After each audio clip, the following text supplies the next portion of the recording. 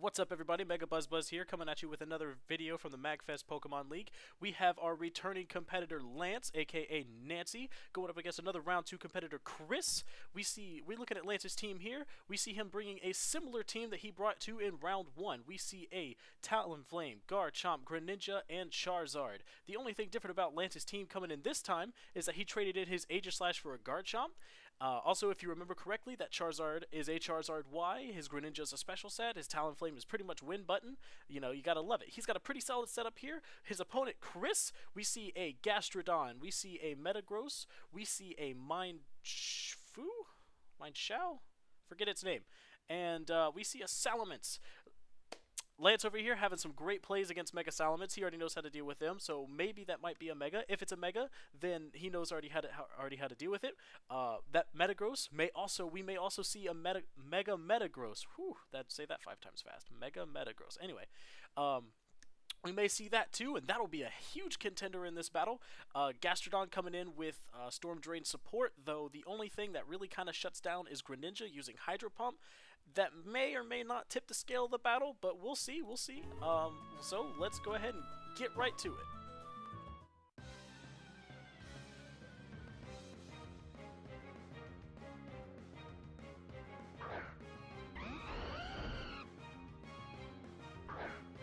Alright, heading on to this battle, we do see Lance leading off with Talonflame and Garchomp, compared to Chris's Salamence and Mindshao. We do see more planet nicknames, so hopefully you don't get this confused with the round 1. We do see Salamence going for that Mega Evolution, as called. We do see another Mega Salamence going in. This Talonflame going for a Brave Bird. And that Brave Bird coming down like a rocket, it's going to hit the whatever target, and it's going to hit that Mega Salamence, which was an odd play to me. I expected it to go for the Mindshao, but, and the Mindshao is going to retaliate with the Rock Slide here, which is going to give that free kill on the Talonflame. And it's a big bummer. That Talonflame could have pushed out so much damage into this turn. But I was very skeptical at first on why they decided to do this. The Salamence coming in with that Hyper Voice on that single target Garchomp is going to do a lot of damage. Garchomp retaliating with that Dragon Claw, bringing Jupiter almost down to KO. It was very close.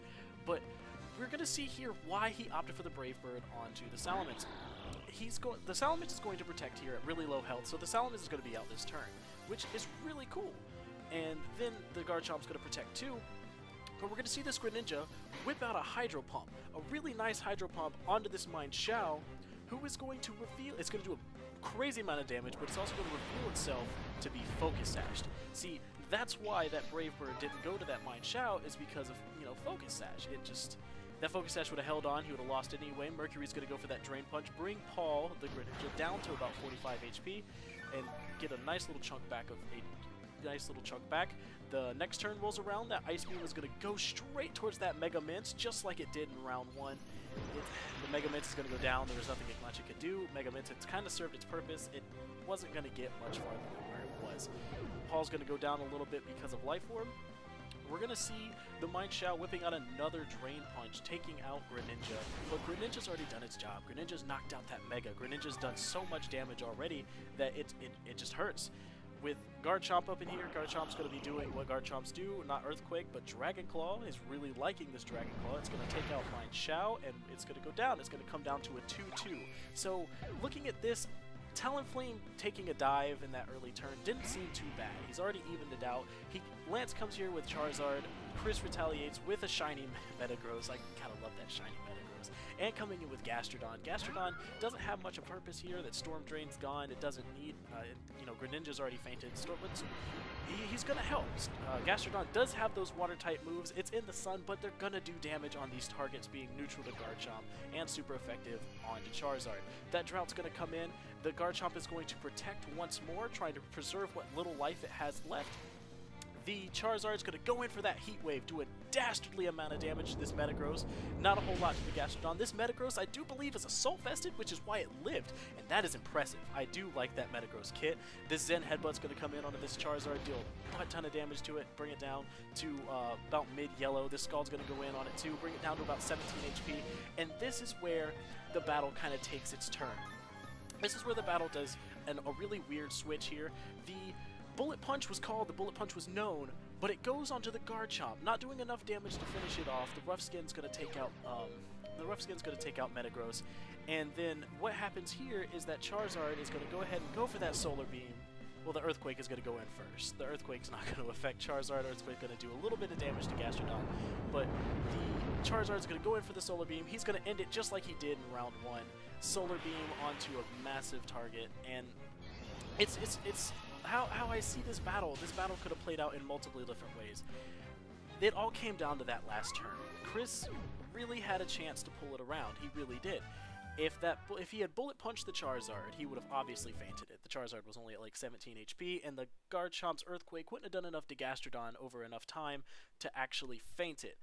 But a lot of you are going to say, well, why didn't he Bullet Punch the Charizard? And initially, I said that too. When I sat down with my good friend Ian Let's VGC, he kind of walked me through this. He was just like, all right, he's like, all right, Buzz, here's how it goes.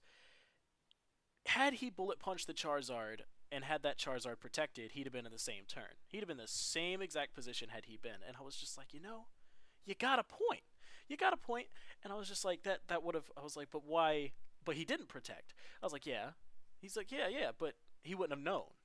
That Charizard had the perfect play to protect, and it was Lance calling the prediction, calling the prediction from Chris saying, hey, I'm going to predict you to protect, not do anything with that Charizard so I can hit you, like I could take out this Garchomp for free and then come in and hopefully try to turn this around. But Lance did a superior play there, getting in that over prediction and just saying, all right, I got to make a ballsy play. If he makes a ballsy play, then it's going to come back on me, but I'm going to make the ballsy play, and hopefully he doesn't. And it worked out for him in the end, and we're going to see Lance move on to round 3 and a spectacular show of double battles. And hopefully you guys will tune in for that round 3 match. It's been a lot of fun. I actually had a lot of fun watching these, and I think we're getting close to the finals. And the finals were really fun with me because I got to commentate them personally with a megaphone, and you get me in a megaphone, I get all hyped. But I'm rambling. So guys, thanks for watching. Give this video a like, give me a subscribe, and have a good day.